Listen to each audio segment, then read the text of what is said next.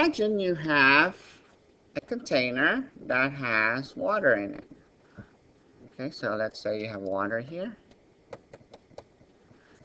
Okay, and just let it sit out, and eventually what happens? It dries out, right? And the reason it dries out, we say that your water molecules leave the liquid and go into the gas phase and spreads out eventually. So your beaker dries out. But what your container dries out? So what if your container is sealed? You close it. Okay? So you have your water here. What happens is you get water molecules still leaving the surface of the liquid, leaving the liquid going into the gas, but molecules of water in the gas, which we call water vapor, go back to the liquid at the same rate at a given temperature. So what happens at a given temperature, for as long as the temperature is constant, okay, at constant temperature, the partial pressure of water in the gas approaches a constant value. It depends on what the temperature is. Okay, that constant value is what we call the vapor pressure of water.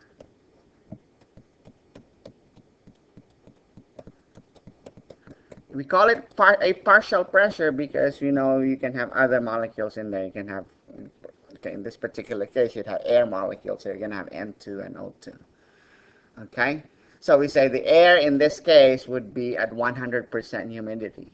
It's reached you reach a maximum possible value for the vapor pressure of water, and it levels off at that constant value. That's called the vapor pressure of water. So the vapor pressure of water, okay, that's a constant value at a given temperature, and that's what happens if you have an enclosed vessel containing liquid water.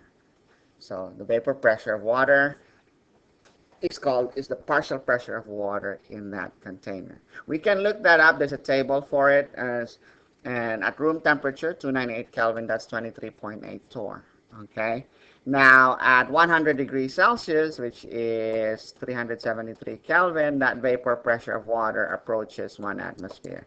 And so when the vapor pressure of a liquid reaches 1 atmosphere, then that's when we say the liquid starts to boil. Okay. So but if you have an enclosed container and you have water in there, you say that the air or whatever gas is in that container is at 100% humidity. And the vapor pressure of water there is a constant, which depends on what the temperature is.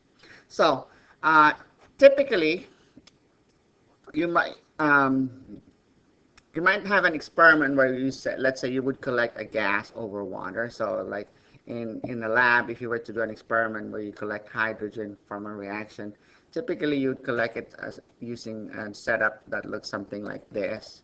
You'd have like maybe an inverted test tube here filled with water, and then you'd guide a tube into it with the hydrogen going in it, and the hydrogen will bubble up to the test tube and push down the water, and so you end up with a setup that might look like this.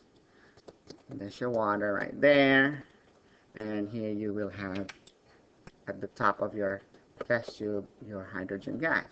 Well, that gas you're collecting there, we say is wet because it's not going to be pure H2.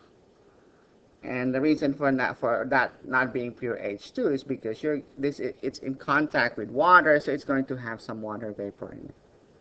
Okay, so let's say you collected hydrogen over water and you find the pressure of the sample to be 750 torr. What would be the partial pressure of H2? And this is a very simple question actually. All you have to do is apply Dalton's law. You can say the total pressure is pressure of H2, the gas that you collected, that's the dry gas, you might say, plus the vapor pressure of water at that temperature. And so if I want to solve for pressure of H2, the actual partial pressure of H2 that I collected, I simply subtract. So I subtract P water from here, I subtract P water from that side. So pressure total minus the vapor pressure of water. So my total pressure is given as 750 torr. And the vapor pressure of water at the temperature at which this is collected, it's collected at 298 K. You can look up the vapor pressure of water, it's 23.8 torr. So minus 23.8 torr. And so that gives you 750 minus 23.8, 726.2 torr. Okay.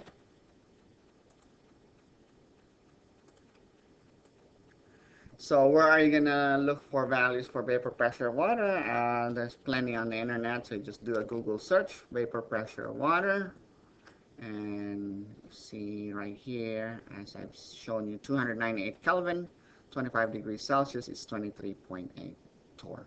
Okay.